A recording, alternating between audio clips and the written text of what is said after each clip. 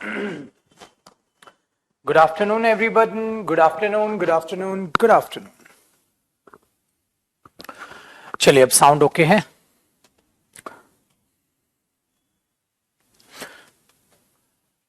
Good afternoon.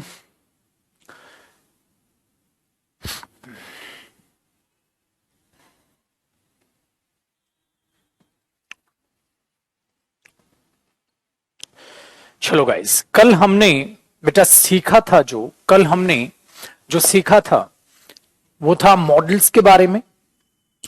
Overall models की thinking क्या है, मतलब ओवरऑल मॉडल्स का कॉन्सेप्ट क्या है. आज हम उससे आगे की बातचीत करेंगे डियर. सो मॉडल्स जो बेसिकली हमारा टॉपिक था वो खत्म हुआ. और इनडायरेक्टली वे में अगर मैं बातचीत करता हूं तो dear, you can not consider topic in case of spoken. आप स्पोकन में टॉपिक को कंसीडर नहीं कर सकते हैं. सॉरी. देखिए, आप स्पोकन में डियर कंसीडर जो करेंगे वो टॉपिक को कंसीडर नहीं करेंगे. You have to consider the use of the words. आपको वर्ड्स का यूज कंसीडर करना है कि हमने विल, शेल वगैरह इतने सारे मॉडल्स को बेसिकली समझ लिया, परख लिया. ठीक है. Next one. एंड जो मैंने आपको होमवर्क दिया था, and your homework was you have to make 40 to 50 sentences based on the models. That means sentences related to the models. अब अगर मैं आपसे कुछ पूछूं तो आप इतने अच्छे होने चाहिए, यू शुड बी. अब देखो ना, मैं एक्सपेक्टेशंस के लिए क्या यूज कर रहा हूं, should. You should be intelligent enough to understand the sense of a sentence. For an example, you need not copy all these examples. बेटा आप इन एग्जाम्पल्स को कॉपी नहीं करेंगे. ठीक है. Very good. आप इन एग्जाम्पल्स को कॉपी नहीं करेंगे, सिर्फ सुनेंगे, मतलब देखेंगे, समझेंगे.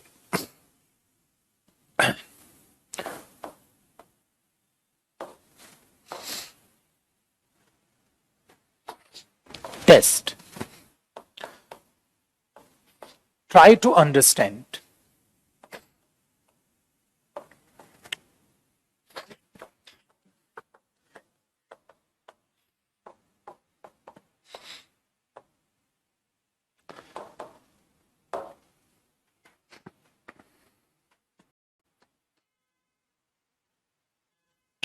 This is the heading for these examples. Try to understand the emotions of the speaker. You have to understand in which circumstances the speaker should speak these types of statements. First one. First statement.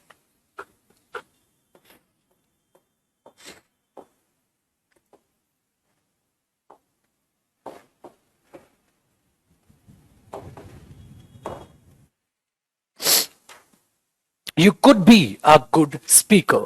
You could be a good speaker. Tell me the meaning.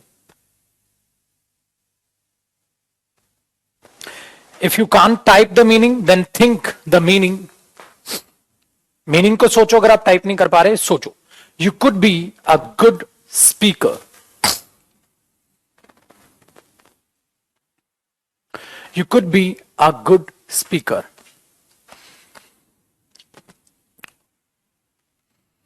Babita is the girl who answered first and correct. Very good. एक बच्चे ने बोला ये past sense है. बिल्कुल बदतमीज. Past sense कुछ नहीं है. आप एक अच्छे स्पीकर बन सकते हैं, पर चांसेस कम है, पॉसिबिलिटी लेस है. आप एक अच्छे स्पीकर बन सकते हैं. You could be a good speaker. Possibility कम है, very less possibility in present.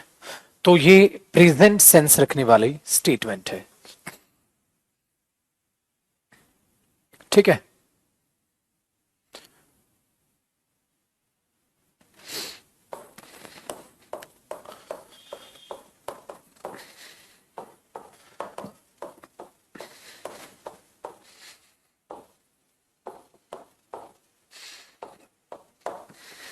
Next statement. You look good. You should be an actor. You look good. You should be an actor. You look good. You should be an actor. Sense समझे?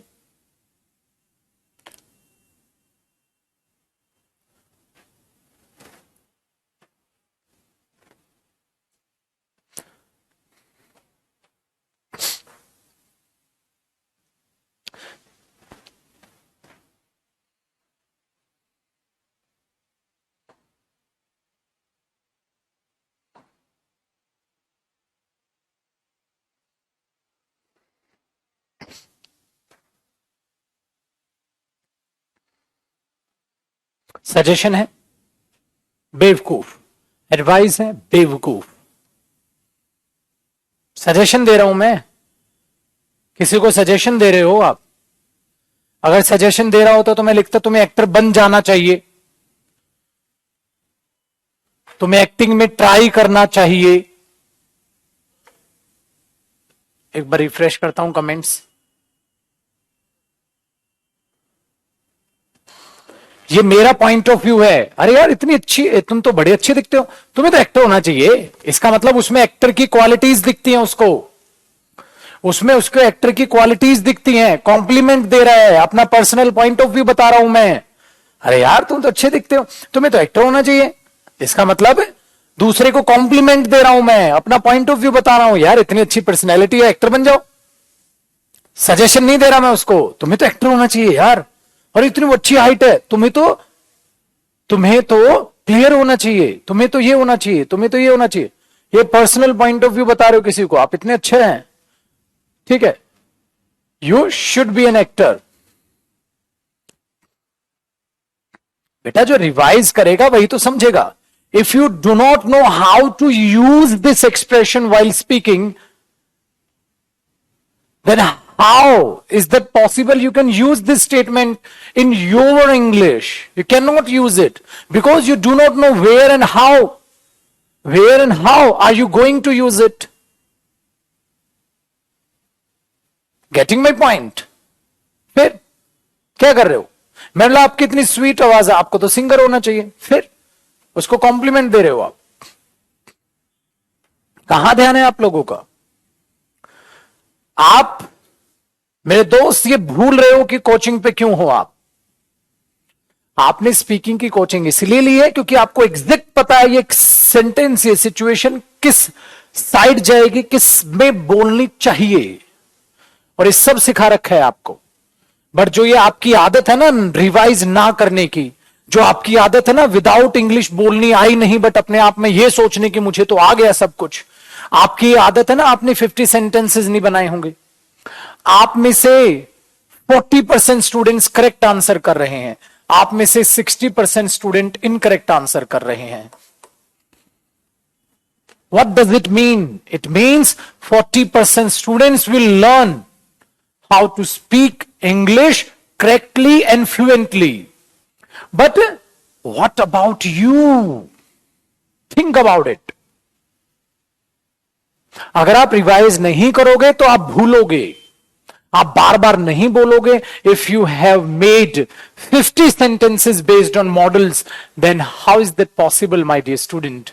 You cannot tell the actual sense of this statement. It is impossible. You will tell if you work hard, if you revise, if you want to see yourself speak English. अब आया तो इनको याद रखो। इसलिए मैंने आपको ये टेस्ट लेने से मेरा मतलब क्या था, आपको ये बताना कि आप पढ़ाई नहीं कर रहे हैं। This is my point. नहीं नहीं और कुछ नहीं सुनो बेटा, एकदम पर ये ले जा, ये कप ले जा।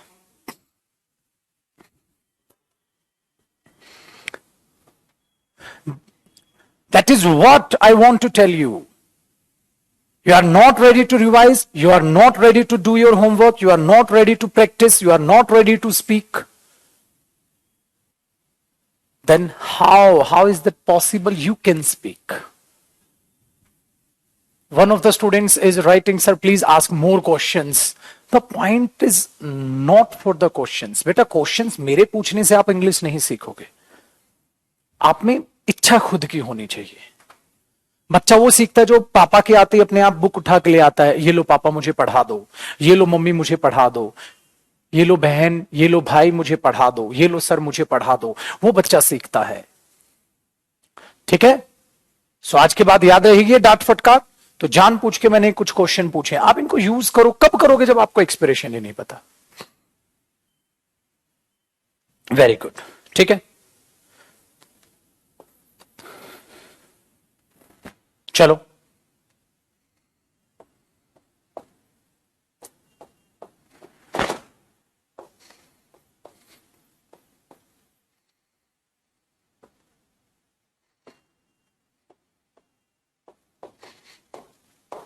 बताओ, अब ये एक्सप्रेशन बताओ डियर।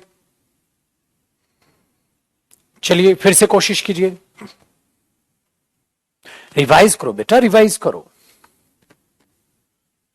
रिवाइज करो। We are on time. We should be there before 5 o'clock. We are on time. We should be there before 5 o'clock. Just try to assume. Just try to assume you were going somewhere and you want to use this statement. Anjali, very good beta. Ram Pravesh, very good. बहुत अच्छे, very good beta. Very good. बहुत बढ़िया। This is expectation, उम्मीद होना, expecting, expect किया है, expect किया भाई, अरे हम तो टाइम पर हैं। हाँ, तो we should be there before 5 PM। अरे 5 बजे से पहले वहां पहुंच जाने चाहिए हम। हाँ हाँ पापा, हम निकल चुके हैं, 5 बजे से पहले पहुंच जाना चाहिए, हम समय पर हैं। This is the way. पापा, we are on the way and we are on time, we should be there before 5 PM, don't worry. That is expectation. The place should be less crowded today. Remember the examples I gave. बेटा ये चीज है। तो आप ये statement कब use करेंगे, उनको सीखो। हिंदी करके आप कुछ नहीं कर सकते, मीनिंग समझो। ठीक है, चलिए। सो एक शॉर्ट टेस्ट था और बेटा इसका कोई अंत नहीं है। मैं ऐसे कितने भी टेस्ट आपके लिए बना दूं। बच्चे सही आंसर दे रहे हैं, बट रेशियो वही है 40%, बिकॉज उन्होंने रिवाइज किया है। तो बाकी बच्चों से मैं उम्मीद रखता हूं, ये टेस्ट मैंने इसीलिए लिया है। अब आप में से बहुत सारे ऐसे होंगे जो अपने आप को ये मानते होंगे, भाई मैं तो इंग्लिश बोल लेता हूं। उस घमंड से बाहर आइए आप, उस घमंड से बाहर आइए आप। जो आपको आता है उससे ना उछालने की कोशिश करें। अगर आपको 70% आता है, this is very good for you. But my dear, please try to achieve the remaining 30% part so that you can be 100%. बेटा जिस बच्चे को भी जितना आता है उसी को उछालो मत। ठीक है, वो आता है, आगे तो पढ़ो। चलिए, अब आप नेक्स्ट टॉपिक आज मेरे यहां से सुनेंगे। और बेटा जैसे जैसे हम आगे बढ़ेंगे, टॉपिक्स और इंटरेस्टिंग होते रहेंगे। बट अगर पुरानी बातें भूलते चले जाओगे, हमारे बैच को करीब करीब 1.5 महीना हो गया है, अगर आप पुराना भूल जाओगे 1.5 महीने का, तो मैं आगे कैसे सिखा पाऊंगा? आगे तो चीजें बढ़नी है। So please revise your previous classes. जो जो बोला गया है, मिरर प्रैक्टिसिंग अब आप में से कोई नहीं कर रहा होगा तो सत्यानाश है, खत्म, बेकार हो जाएगा सब कुछ। ठीक है, जो वोकेब क्लासेस नहीं ले रहा होगा, जो एडिटोरियल नहीं पढ़ रहा होगा, जो शाम की वोकेब क्लासेस नहीं ले रहा होगा, वो सेंटेंसेस कम रीड कर रहा होगा। So please be with me, stay with me, and try to follow my instructions. Got it? Let's start. So today we will learn about an interesting topic, and I hope you are going to just love it. Sir, topic क्या है? Topic is related to assumptions. Topic is related to assumptions. Assumptions से related topic है जिसको हम आज सीखने की कोशिश करेंगे। Assumptions से related आपके पास स्टेटमेंट है। ठीक है, आर यू रेडी गाइस? पक्का? चलिए, तो आज आप क्या डालेंगे? Imagination topic, QT Pi topic, and this topic is called imagination. Imagination.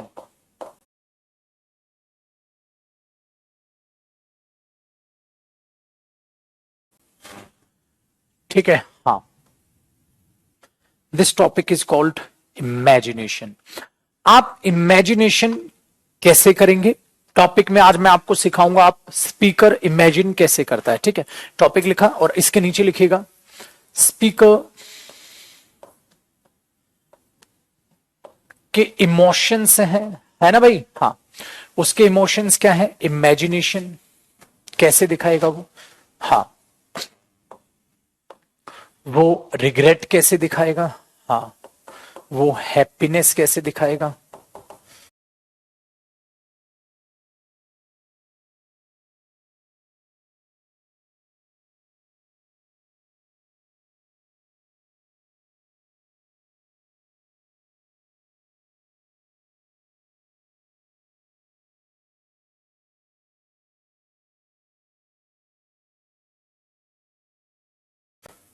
हाँ, रिलेटेड टू पास्ट। बेटा ये कंडीशनल्स होता है जो टॉपिक होता है, बट हम उस तरीके से इसको नहीं पढ़ेंगे जो कॉम्पिटिटिव एग्जाम में है। ठीक है, आज आप मेरे साथ सीखेंगे इमेजिनेशंस कैसे दिखाते हैं आप, एंड रिग्रेट कैसे दिखाते हैं आप, खुशी कैसे दिखाते हैं आप। ये एक्सप्रेशंस आज आप मेरे से सीखेंगे। बहुत इंटरेस्टिंग टॉपिक है, बहुत इंपॉर्टेंट है, लेंदी है, बट आप तो है ही मेहनती बच्चे, अच्छे से समझने की कोशिश करेंगे। ठीक है, सो इमेजिनेशन मतलब, ध्यान से सुनिएगा जरा, इमेजिनेशन का मतलब क्या है। देखो, जब आप कभी भी इमेजिनेशन करेंगे, आप हमेशा एक बात को याद रखेंगे जो आज मैं आपको सिखा रहा हूं। सबसे पहले तो आपको रखनी है प्रेजेंट इमेजिनेशन। स्पीकिंग से रिलेटेड कराऊंगा इसे, तो प्लीज याद रखिएगा प्रेजेंट इमेजिनेशन आप कैसे दिखाते हैं, प्रेजेंट इमेजिनेशन आप कैसे दिखाते हैं। So the thing is guys, if you want to represent present imagination, अगर आप कुछ भी इमेजिन करते हैं तो आप एक शब्द का जरूर यूज करना, आई विश। आई विश सब्जेक्ट मतलब यहां पे आप चेंज कर सकते हैं, ही wishes, she wishes, they wish. ठीक है, अगर आपके मुंह से निकला है I wish, I wish, I wish, तो ये मुंह से निकलते ही आप विश कर रहे हैं, इसका मतलब यही चीज आपकी इमेजिनेशन को दिखा देती है। ठीक है, और इसे हिंदी में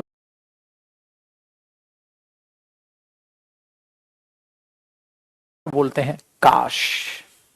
काश हिंदी में मैं काश वगैरह, या मैं ऐसी विश करता हूं। ठीक है, ये बोल सकते हैं टोटल हिंदी, या हिंदी में हम शॉर्ट बोल देते हैं काश, आप ये बोलते हैं। ठीक है, दिस इज कॉल्ड इमेजिनेशन, काश। प्लस फिर आप क्या लगाएंगे, सब्जेक्ट। देखो यहां मेरा सिखाने का तरीका बिल्कुल अलग होगा आपको।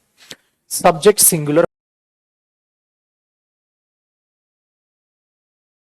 हो सकता है और सब्जेक्ट प्लूरल हो सकता है, कोई फर्क नहीं पड़ता। ठीक है, उसके बाद आप वर्ब की कौन सी फॉर्म लगाएंगे, सेकंड फॉर्म। हमेशा याद रखिएगा। एंड माय डियर स्टूडेंट्स, ये जो सेकंड फॉर्म होगी वर्ब की, हाँ, ये सभी सब्जेक्ट्स के लिए सेम होगी, सभी सब्जेक्ट्स के लिए सेम होगी। ठीक है, प्लस फिर आप आगे जो भी बोलना चाहें आप बोलते हैं, फुल स्टॉप लगा दें। And I would like to tell you one thing, this is not past indefinite tense. This is not past indefinite tense. This is not past indefinite tense.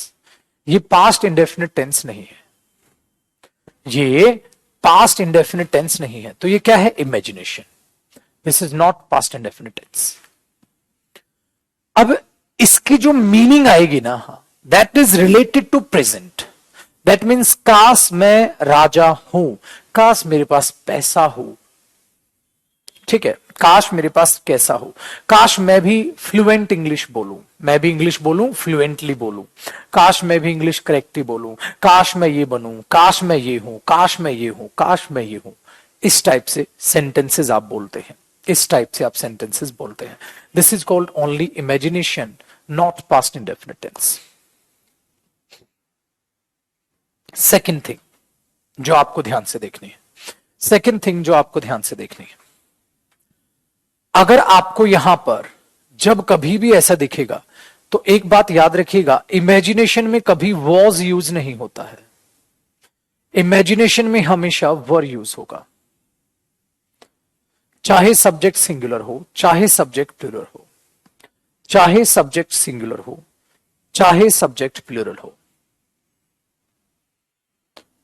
चाहे सब्जेक्ट सिंगुलर हो चाहे subject plural हो। ठीक है, तो ये चीज याद रखना, हमेशा ये याद रखना। डन। अब आपको मैं पहले प्रेजेंट इमेजिनेशन सिखा रहा हूं, फिर मैं पास्ट इमेजिनेशन सिखाऊंगा। अब क्या करना है आपको, let me explain all the process into the English language only.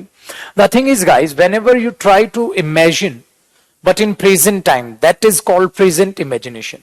And present imagination is represented by the second form of verb. And second form of verb is used for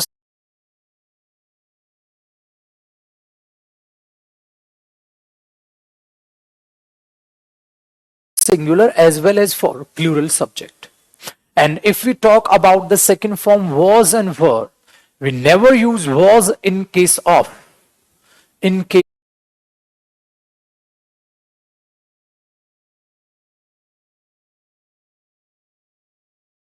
of imagination. We always use were for singular and plural, both the subjects. जो singular और plural subject होते हैं उसके साथ हम वर ही लगाते हैं, तो मैंने इसे इंग्लिश और हिंदी में दोनों में आपको समझाया है। Now the question is, guys, I will give you some Hindi statements and try to convert the statements into English. Are you ready? Very good. So the question is, काश काश वे अमीर हों, काश वे अमीर हों।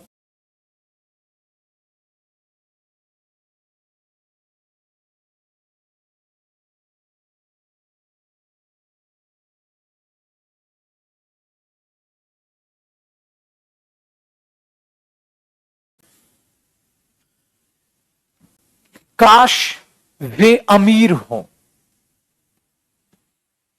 काश वे अमीर हों। Try to change it. Very good.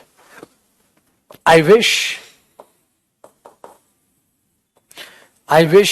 they were rich. बेटा रियल लाइफ में आपको बहुत बोलने पड़ता है, जो हिंदी लिखना चाहे वो हिंदी भी लिख के चल सकता है। I wish they were rich.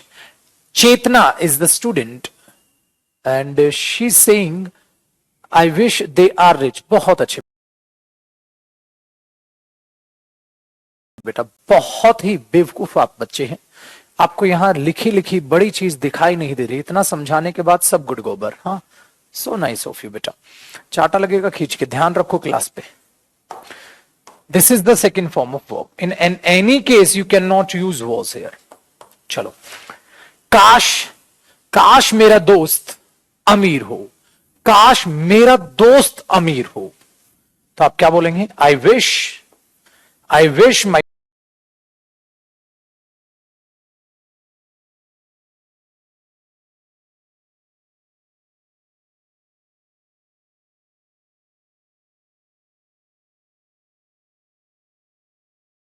friend, I wish my friend was or were rich. was और were rich, तो was नहीं आएगा, सिंगुलर हो या प्लूरल हो were ही यूज करेंगे। I wish my friend were rich. I wish my friend were rich. I wish my friend were rich.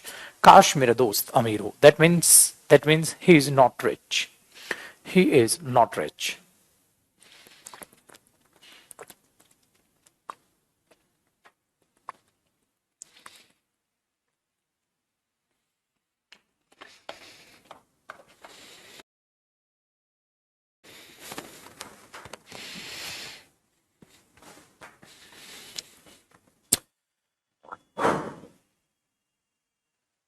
ठीक है, I wish my friend were rich. Let's move. Second, ध्यान से सुनिएगा। ऐसा भी जरूरी नहीं है डियर वहां आई विश हो, ही होगा, सब्जेक्ट आप चेंज कर सकते हैं, कोई दिक्कत नहीं है। अब काश मैं धोनी से मिलूं, काश मैं धोनी से मिलूं, काश मैं धोनी से मिलूं। Very good. I wish I met Dhoni, I wish I met Dhoni, काश मैं धोनी से मिलूं। I wish I met Dhoni, I wish I met Dhoni. So nice of you. So अब आपको इसमें कंफर्टेबल हो गया, अब आप प्रेजेंट इमेजिनेशन में चीजें बता पा रहे हैं।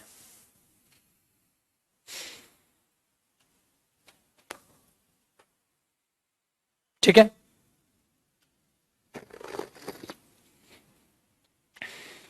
तो काश मैं धोनी से मिलूं, I wish I met Dhoni.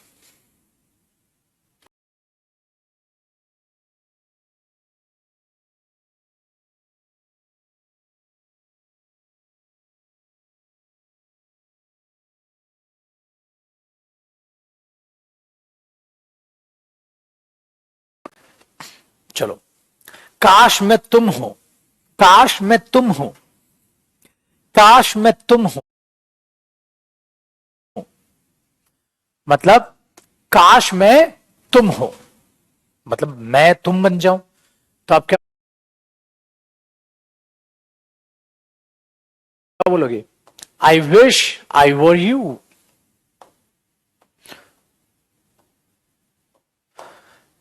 अगर मैं इसको ऐसे लिखता हूं डियर, एक और याद रखना, आई विश आई वर ही या आई वर हिम, क्या आना चाहिए मुझे बताएंगे आप? आई विश आई वर ही या I wish I were him? I wish I were he और I wish I were him.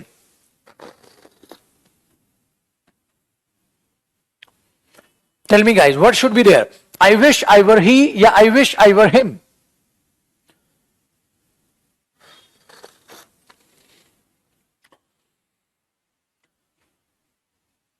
चलो मैं बता दूं, देखो डियर, अगर आप ध्यान से देखेंगे तो ये सब्जेक्ट है, हाँ, और बेटा एक सब्जेक्ट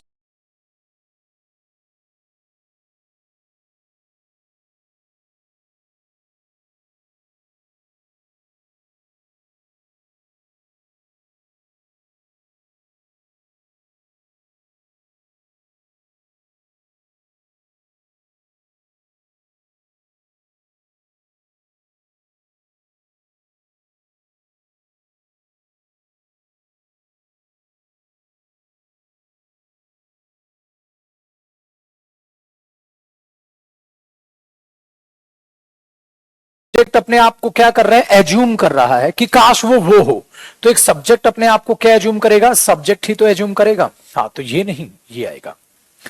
एक नई चीज और है, क्योंकि आप में से ज्यादातर को क्या लगा होगा, हिम। क्यों सर, वर्ब है, वर्ब के बाद ऑब्जेक्ट आएगा? नहीं बेटा, एक सब्जेक्ट अपने आप को एक सब्जेक्ट ही एज्यूम करेगा, ऑब्जेक्ट ऑब्जेक्ट एज्यूम करेगा, सब्जेक्ट सब्जेक्ट एज्यूम करेगा। आई विश आई वर यू, तो यू में तुम बच गए, क्योंकि ये सब्जेक्ट ऑब्जेक्ट में इसका चेहरा सेम होता है, यू ओवर यू, तो यू ही रहता है। बट बेटा ही का हिम होता है, शी का हर होता है। तो आई wish I were she, I wish I were he, I wish I were Karan, I wish I were Dhoni, I wish I were he, not him. Remember that.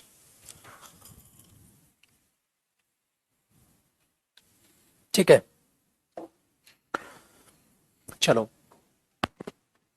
I wish I were I, I wish I were आई। मैंने एक statement बनाई थी बेटा, ये आज से करीबन 2 साल पहले, I wish I were I. That is correct और incorrect? I wish I were I.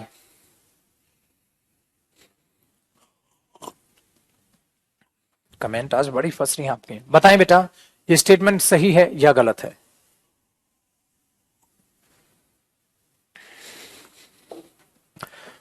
I wish I were आई।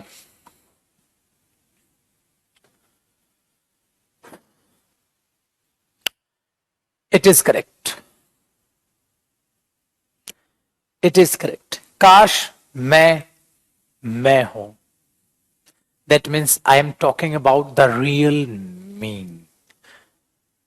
काश मैं हूं मतलब अभी आप अपनी जिंदगी ऐसे जी रहे हैं जैसे दूसरे चाहते हैं।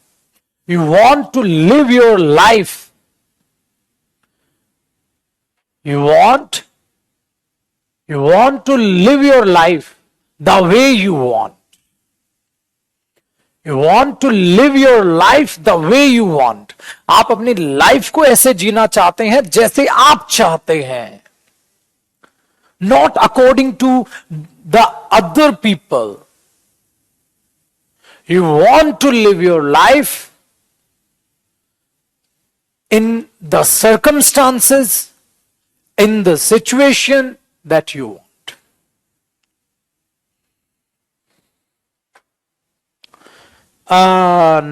Na beta.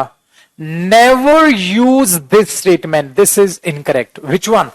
एक स्टूडेंट ने यूज किया है, sir I wish I born in Ambanis family, काश मैं अंबानी फैमिली में पैदा होता। बच्चे, that is a slang for your family.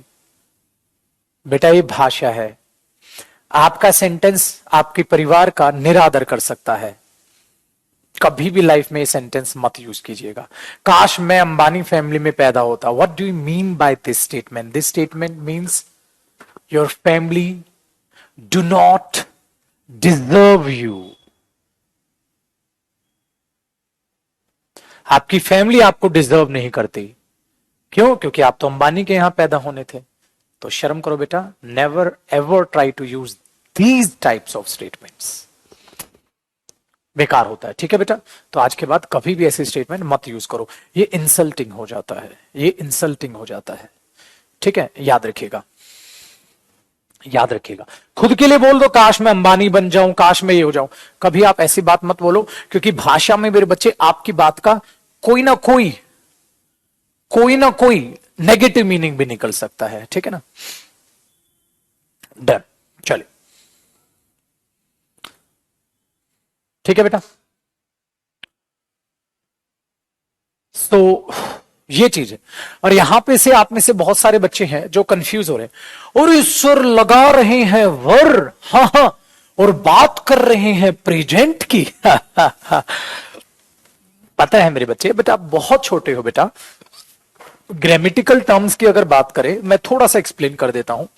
In case of grammatical terms, this is called, मैं आपको डराने के लिए शब्द यूज कर रहा हूं, this is called past subjunctive mood. This is called past subjunctive mood, and past subjunctive mood is the part of mood verbs. Now you are going to get confused. Oh my God, I have never heard about it till now. अब तक तो मैंने इसके बारे में सुना ही नहीं sir. ये क्या मीनिंग होता है? पास्ट सब्जेक्टिव मूड क्या होता है सर? और ये सर ये मूड वर्ब क्या होता है सर? ये कहां से आ गया? तो आपको ये जानने की जरूरत भी नहीं है। आप ही नहीं जानोगे तो आपको पता चलेगा second form of verb past तब दिखाती है मेरे बच्चे जब वो पास्ट टेंस हो। ये टेंस ही नहीं है, this is not a tense, ये टेंस नहीं है, नॉट अ टेंस, ये कोई टेंस नहीं है, दिस इज मूड वर्ब। अभी इनको इग्नोर करना, आपको ये कॉपी करने की जरूरत नहीं है, ठीक है? सो इग्नोर इट, आपको ये कॉपी करने की जरूरत नहीं है। आपको बस ये समझना है, आज के बाद आपको ये सेंटेंस बनाने आ गए, ठीक है? वेरी गुड, तो ये ध्यान से सुन लीजिएगा, आपको ये बनाने आ गए।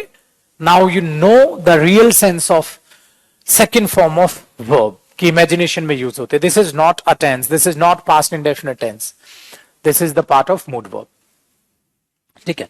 चलिए, जो कॉम्पिटिटिव एग्जाम पढ़ते हैं उनको ये पता है, जिनको नहीं पता आपको जरूरत भी नहीं, ठीक? अभी हो गया आई wish, I wish, I wish, I wish, I wish, I wish, I wish, I wish, बोल दिया आपने, ठीक है? तो इमेजिनेशन के लिए आप कोई भी शब्द यूज करेंगे और आप इन चीजों को बोल सकते हैं, ठीक है? चलिए, अब हमने क्या जान लिया? Present imagination. प्रेजेंट इमेजिनेशन किससे जाने? By using second form of verb, ठीक है? Done.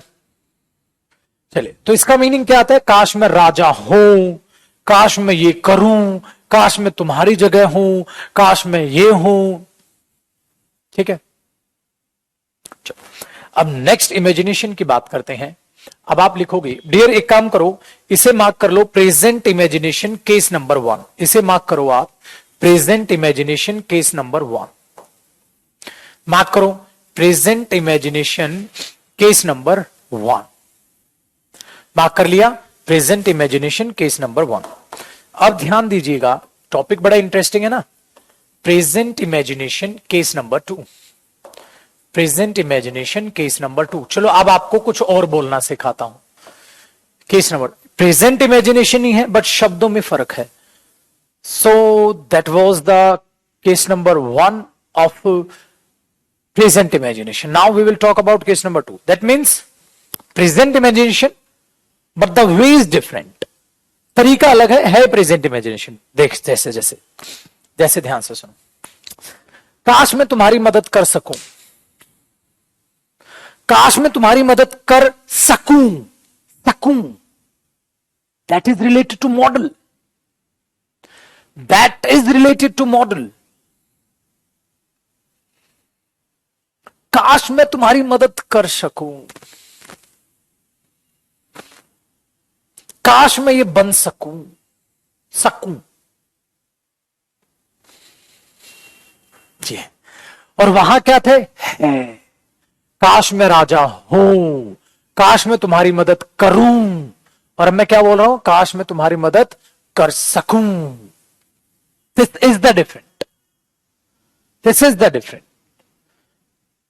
So this is the different sense. How sir, देखो, I wish I could help you, I wish I could help you.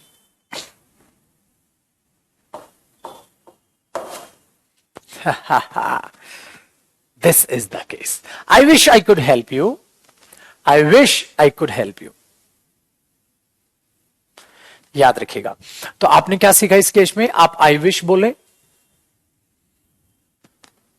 ठीक है, हाँ, और उसके बाद आप सब्जेक्ट बोले, हाँ। डियर कैन यूज मत करना, इमेजिनेशन में आएगा कुड, आप कुड लगाएं, हाँ, और वर्ब की फर्स्ट फॉर्म लगाएं। I wish I could help you. I wish I could go there. I wish I could go there. काश मैं वहां जा सकूं। I wish I could eat it. I wish I could buy it. I wish, काश मैं ये car bye कर सकूं। I wish I could buy this car. I wish I could buy this car. I wish I could buy this car. I wish I could buy this car. ठीक है, ये चीज है।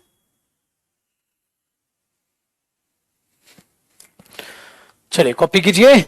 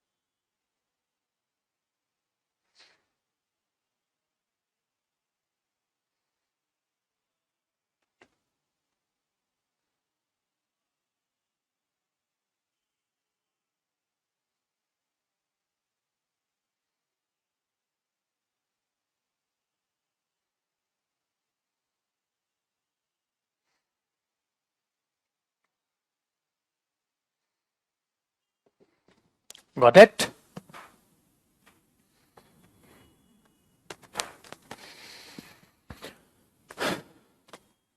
चलिए, सो अब आपने ध्यान सिर्फ इस बात पे देना है डियर, कि आप जब कुड बोलते हैं ना तो सकूं टाइप की सेंस आती है।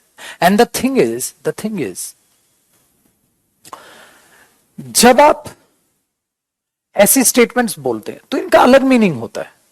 जैसे काश मैं वॉक कर पाऊं, जैसे सपोज किसी के पैर नहीं है, किसी के पैर में चोट है and he can't walk right now and he is saying I wish I could walk,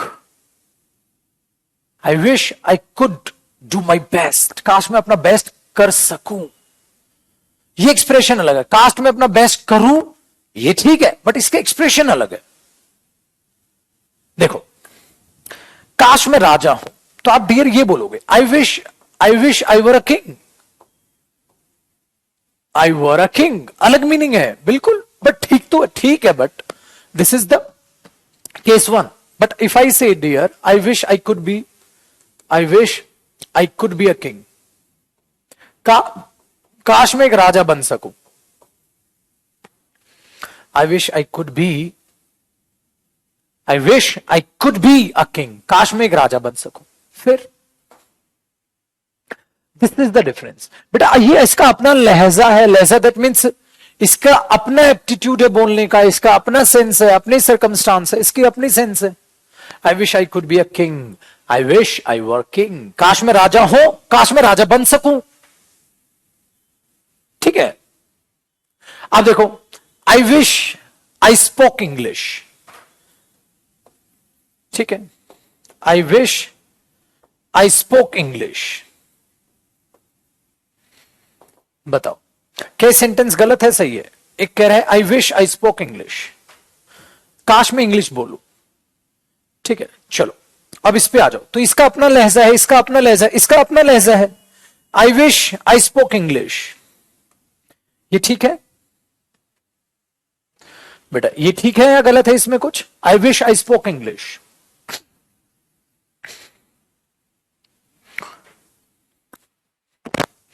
ठीक है? क्या मीनिंग हुआ? काश मैं इंग्लिश बोलूं। अरे महाराज इंग्लिश ही तो बोल रहा है। This is incorrect, this is nonsense. You are speaking a statement into the English language and you are saying, I wish I spoke English. Oh, you are speaking English. You are speaking English. What are you doing, dear? What are you doing? You are speaking the statement. You are speaking the statement into the English language and you are saying, I wish I spoke English. Oh my God, I am really confused. What are you saying? This is incorrect. You have to add something. You have to add something. I wish I spoke English fluently. I wish, that is correct. I wish I spoke English fluently. That means he is not a fluent speaker. He is not able to speak English fluently. He wants to do so. This is correct, but not this one. है ना बेटा? Interesting है ना? Suppose मैंने आपको बुला रहे, आप कौन कौन सी लैंग्वेज जानते हैं? How many language do you know? And you are answering I know Hindi, I know Punjabi, I know Marathi, and the person who is standing before you, he's saying, boss, you know English as well because you are speaking English. I ask you something in English and you are replying to me in English. That means you know English as well. And you are saying, how many languages do you know? I know English, I know Hindi, I know Punjabi, I know Marathi, these three languages. What about English? You are speaking in English. That means English भी तो जानते हैं आप। तो हंसेंगे नहीं बाकी सब बैठ कर, अरे हाँ हाँ ये तो रह ही गया। कितनी बार आप ये करते हैं इंटरव्यू में, कितनी बार ये मजे लेते हैं। कहता है how many languages do you no? जान पूछ के एग्जामिनर इंग्लिश में पूछता है। तो ये चीज यहां पर है, ठीक है? तो वही चीज आपने यहां कर दी, I wish I spoke English, काश मैं इंग्लिश बोलूं। इंग्लिश ही बोल रहा है भाई तू। हाँ मैं ये बोल सकता हूं काश वो इंग्लिश बोले, क्योंकि मैं बोल रहा हूं ना भाई, वो तो नहीं बोल रहा।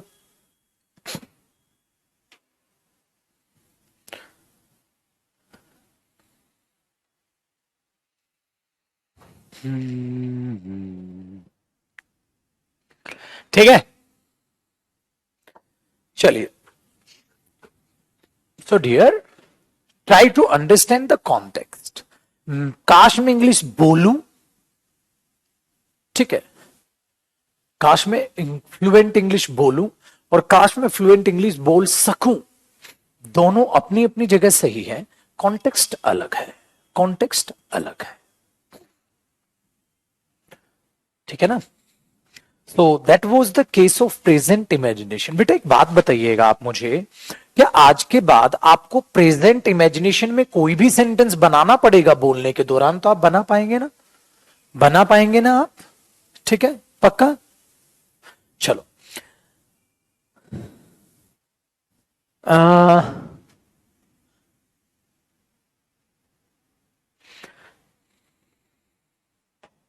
काश मैं आसमान में पक्षियों की तरह उड़ पाऊं, काश मैं आसमान में एक पक्षी की तरह उड़ पाऊं। आई विश, ऐसा होता है ना, आप शाम को खड़े हैं and you are saying I wish I could fly like a bird, I wish I could fly in the sky. काश मैं आसमान में उड़ सकूं, तो आप क्या बोलोगे? I wish I could fly, I wish I could fly in the sky, I wish I could fly in the sky, I wish I could fly in the sky. काश मैं आसमान में उड़ सकूं, आई could fly in the sky. आप ये भी बोल सकते हैं आई could fly like a bird, काश मैं एक पक्षी की तरह उड़ पाऊं। तो ये चीजें हैं जिनको आप डीपली सोचते हैं, समझते हैं, तो you will get to know, you will get to know कि बहुत सारी प्यारी प्यारी चीजें हैं इंग्लिश लैंग्वेज के पास, जो आपको हिंदी भी ठीक करना सिखा देंगे तरीके से। ठीक है, चलिए डियर। सो प्रेजेंट इमेजिनेशन का ही एक ये हिस्सा निकल के आता है कि जब कभी भी आप प्रेजेंट में इमेजिन करते हैं किसी चीजों को, तो आप कैसे बोलते हैं। ठीक है, तो आप कैसे बोलते हैं। ठीक है, next one, next one, case number 3, present imagination. Dear अब मुझे बताइए, ये प्रेजेंट इमेजिनेशन का मैं कौन सा मतलब केस लिख रहा हूं? 3। तो आप इसमें कौन सा तरीका जानेंगे? तीसरा करीब तरीका। ठीक है, थर्ड तरीका, थर्ड केस। इसमें क्या होगा सर? इसमें आई विश की जगह आप कई दफा ऐसा देखेंगे, ठीक है, कई दफा ऐसा देखेंगे कि आपको एज इफ नजर आ जाएगा, एज इफ नजर आ जाएगा। ठीक है, वेरी गुड। जैसे मेरा भाई ऐसे वॉक करता है, मेरा भाई ऐसे वॉक करता है जैसे कि वो मेरा टीचर हो। या ऐसे बोलो, मेरा भाई वॉक कर रहा है, हां, जैसे कि वो मेरा टीचर हो। मेरा भाई मुझे डांट रहा है जैसे कि वो मेरा टीचर हो। ठीक है, कुछ भी आप बोल सकते हैं। मेरा भाई, जैसे मैंने ऐसे वो किया, मेरा भाई ऐसे वो कर रहा है जैसे कि वो मेरा टीचर हो, ऐसे। ठीक है, very good, done. Second question मैं लिखवाऊंगा, ये भी आंसर लिखवाऊंगा। बेटा वॉक्स नहीं बोला मैंने, वॉक कर रहा है बोला, तो please my brother is walking तो एटलीस्ट लिख ले। आप कुछ भी रट के कुछ भी लिख देते हो, मैं बोलता क्या हूं, आप लिखते क्या है डांट खानी है। सो आप लिखेंगे my brother is walking, my brother is walking, मेरा भाई वॉक कर रहा है, एज इफ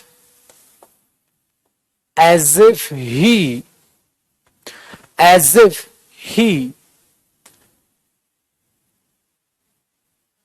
is या were या was my teacher।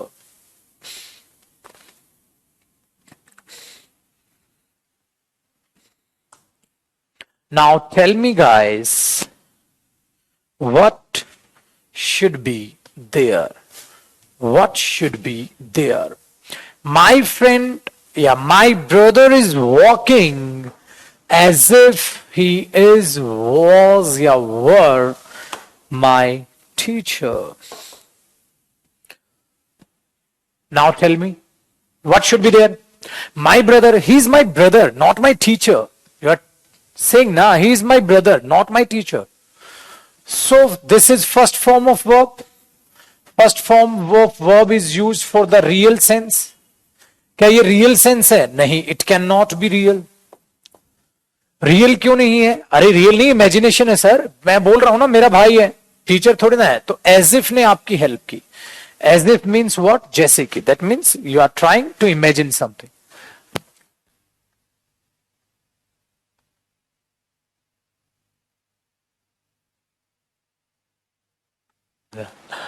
So here the case, if he is my brother, that means he is not my teacher. So I am trying to imagine this situation, but in the present time. My brother is walking as if he is my teacher. Not, he is your teacher. That means that is a real statement. Because, my dear students, whenever we use first form of verb, that shows the reality. But this is not the real case. This is the case of imagination. Because he is my brother, not my teacher. So in that case, I have to imagine that situation. And if I want to do so, I have to use was, not, were. Because in case of imagination, doesn't matter at all. If the subject is singular, then use were. If subject is plural, then also use were. Simple. So my brother is walking as if he were my teacher. As if he were my teacher. ठीक है, चलो अब इसकी Hindi meaning देख लें एक बार. क्या बोलोगे आप? तो आपने बोला मेरा भाई ऐसे वॉक कर रहा है जैसे कि, ऐसे होता जैसे कि तू तो पता नहीं क्या है. अब पापा नहीं बोलते, जब आप कुछ बोलते तो पापा तू तो पता नहीं जैसे कि क्या है. ठीक है, तो एज इफ का मतलब है एक इमेजिनेशन से, जिसे आप हिंदी ट्रांसलेशन में जैसे की टाइप आप बोल देते हैं, जैसे की टाइप आप बोल देते हैं. ठीक है dear, but you should avoid it. आपको क्या अवॉइड करना है कि फर्स्ट फॉर्म बोलना. ठीक है, ये चीज याद रखना.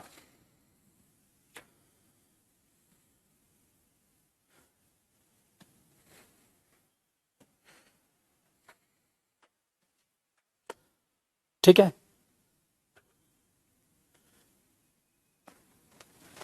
चलो. तुम मेरी तरफ ऐसे देख रही हो. ठीक है, तुम मेरी तरफ ऐसे देख रही हो जैसे कि. ठीक है, मेरे पास तुम्हारी घड़ी है. बोलते ना, तू तो मेरी तरफ ऐसे देख रहा है जैसे तेरी घड़ी मेरे पास है. तू तो मुझे ऐसे देख रहा है जैसे मेरे पास तेरी घड़ी है. तू तो मुझे ऐसे देख रहा है जैसे मेरे पास तेरी घड़ी है. फिर बताएं, तू तो मुझे ऐसे देख रहा है जैसे कि मेरे पास तेरी घड़ी है. You are looking at me. You are looking at me as if I had your watch. You are looking at me. बेटा मेरी तरफ देखना. अब ये शाम को जो वोकैब नहीं लेते ना, ये उसी का नतीजा है. जो तुम you are seeing me, you are watching me, किसी की तरफ देखना होता है look at. ये जो शाम को क्लासेस नहीं लेते ना तुम वोकैब की, ये उसी का नतीजा है. और जो क्लासेस लेते हैं ना नंबर ऑफ स्टूडेंट्स, वो सही आंसर दे रहे हैं. You are looking at me as if I had your watch. तुम तो मुझे ऐसे देख रहे हो जैसे कि मेरे पास तुम्हारी घड़ी है.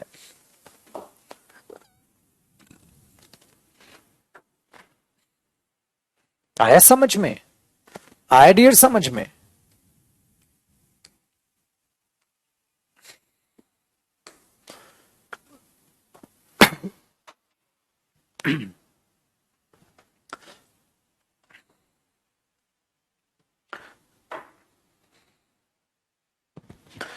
तो इसको जरा दिमाग में रखिए, पहचानने की कोशिश कीजिए।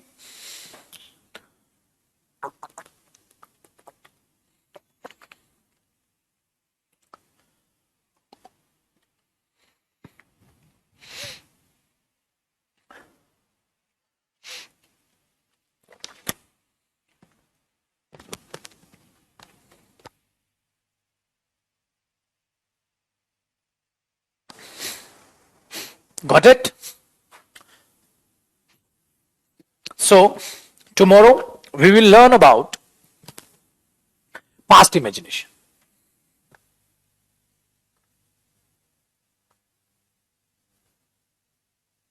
So, my dear students, that's all for today.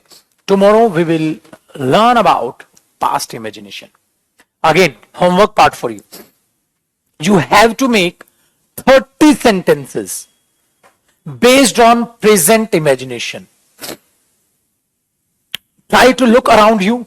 Whatever you see, try to imagine it and try to practice at least 30 sentences. Try to practice at least 30 sentences.